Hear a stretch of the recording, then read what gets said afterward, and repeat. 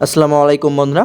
বাংলাদেশ পুলিশের বেসামরিক পদে একটি নিয়োগ বিজ্ঞপ্তি প্রকাশিত হয়েছে। তো এখানে অনেকগুলো পদ রয়েছে, আপনাদেরকে একে একে সবগুলো পদ দেখিয়ে দেব এবং এখানে আপনারা বাংলাদেশের সকল জেলা থেকে ছেলে ও মেয়ে উভয়ে আবেদন করতে পারবেন এবং এখানে আপনারা অষ্টম শ্রেণী পাশ থেকে আবেদন শুরু করতে পারবেন। তো চলুন আপনাদেরকে সেই নিয়োগ বিজ্ঞপ্তিটি দেখিয়ে দিই।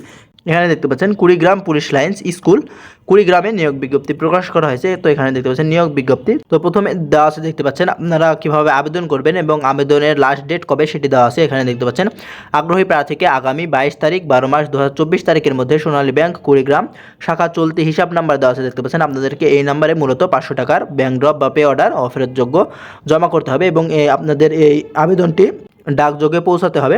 তো এখানে অনেকগুলো পদ রয়েছে, আপনাদেরকে একে একে সবগুলো পদ দেখিয়ে দিই। চলুন আমরা শেষ থেকে দেখে নেব। তো আবেদনপত্রের সঙ্গে কি কি আপনাদেরকে প্রেরণ করতে হবে সেটি নিচে দেওয়া আছে। এখানে দেখতে পাচ্ছেন, আগে আপনাদেরকে এটি দেখিয়ে দিই। পাসপোর্ট সাইজে 3 কপি সত্যায়িত রঙিন ছবি এবং 2 নম্বরে সকল শিক্ষাগত যোগ্যতা অভিজ্ঞতা সনদের সত্যায়িত অনুলিপি, 3 নম্বরে জাতীয় পরিচয়পত্রের অনুলিপি এবং 4 নম্বরে ব্যাংক ড্রপ বা পে অর্ডার এবং 5 নম্বরে প্রথম শ্রেণী গ্যাজেট কর্মকর্তা কর্তৃক চারিত্রিক সনদপত্র এবং 6 নম্বরে চাকরিরত থাকলে শিক্ষা প্রতিষ্ঠানের প্রধান কর্তৃক আপনাদের প্রত্যয়নপত্র। তো এখানে সবশেষে যে পদটি রয়েছে আমরা এখান থেকে দেখে নেব। এখানে দেখতে পাচ্ছেন আয়া রয়েছে, এখানে একজন লোক নিয়োগ করা হবে। এখানে আপনারা অষ্টম শ্রেণী পাশায় আবেদন করতে পারবেন এবং এখানে যতগুলো পদ রয়েছে সমস্ত পদের জন্য আপনাদের 18 থেকে 35 বছরের মধ্যে আপনারা আবেদন করতে পারবেন এবং আপনাদের যে বেতন কিভাবে দেওয়া হবে সেটি এখানে বলা আছে। তো সমস্ত পদের জন্য এই আপনাদের সেম নিয়ম।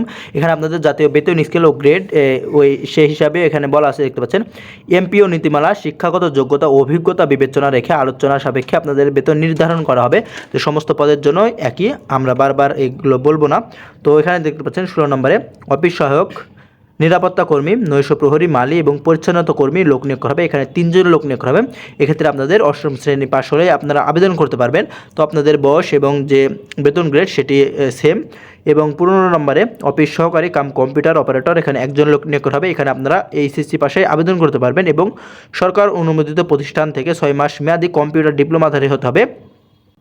এবং 14 নম্বরে দেখতে পাচ্ছেন সহকারী শিক্ষক তথ্য যোগাযোগ প্রযুক্তি, এখানে একজন লোক নিয়োগ করা হবে। এখানে আপনাদের স্বীকৃত বিশ্ববিদ্যালয় হতে কম্পিউটার বিজ্ঞান আইসিটি বিষয় সহ স্নাতক ডিগ্রি বা সমমানধারী হতে হবে।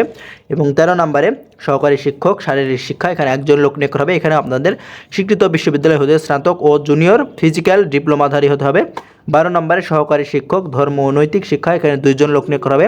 এখানে আপনারা ইসলাম ধর্মের ক্ষেত্রে ফাজিল বা সমমান ডিগ্রিধারী এবং হিন্দু ধর্মের ক্ষেত্রে সংস্কৃত বিষয়ে স্নাতক ডিগ্রি অথবা সমমান অথবা কামিল অথবা সমান ডিগ্রিধারী হতে হবে। এবং 11 নম্বর যে পদটি রয়েছে সহকারী শিক্ষক চারুকলা, এখানে একজন লোক নিয়োগ করা হবে। এক্ষেত্রে আপনাদের শিক্ষাগত যোগ্যতার প্রয়োজন হবে স্বীকৃত বিশ্ববিদ্যালয় হতে চারুকলায় স্নাতক ডিগ্রি অথবা স্বীকৃত বিশ্ববিদ্যালয় হতে স্নাতক ডিগ্রি অথবা সমমান বাংলাদেশ কারিগরি শিক্ষা বোর্ড হতে 1 বছর মেয়াদী advanced certificate in fine arts বিষয়ে আপনাদের ডিপ্লোমাধারী হতে হবে। এবং 10 নম্বরে সহকারী শিক্ষক জীববিজ্ঞান, এখানে একজন লোক নিয়োগ করা হবে। এখানে আপনাদের স্বীকৃত বিশ্ববিদ্যালয় হতে প্রাণীবিজ্ঞান উদ্ভিদ বিজ্ঞান সহ স্নাতক ডিগ্রি অথবা সমমান অথবা সংশ্লিষ্ট বিষয়ে স্নাতক সম্মান স্নাতকোত্তর ডিগ্রিধারী হতে হবে। এবং 9 নম্বর যে পদটি রয়েছে সহকারী শিক্ষক পদার্থবিজ্ঞান, এখানে একজন লোক নিয়োগ করা হবে। এক্ষেত্রে আপনাদের স্বীকৃত বিশ্ববিদ্যালয় হতে পদার্থবিজ্ঞান বিভাগে স্নাতক ডিগ্রি সমমান অথবা সংশ্লিষ্ট বিষয়ে স্নাতক সম্মান বা স্নাতকোত্তর ডিগ্রিধারী হতে হবে। এবং 8 নম্বরে সহকারী শিক্ষক রসায়ন বিজ্ঞান, এখানে আপনাদের একজন লোক নিয়োগ হবে এবং এক্ষেত্রে আপনাদের স্বীকৃত বিশ্ববিদ্যালয় হতে রসায়ন বিজ্ঞান বিভাগে স্নাতক ডিগ্রিধারী হতে হবে।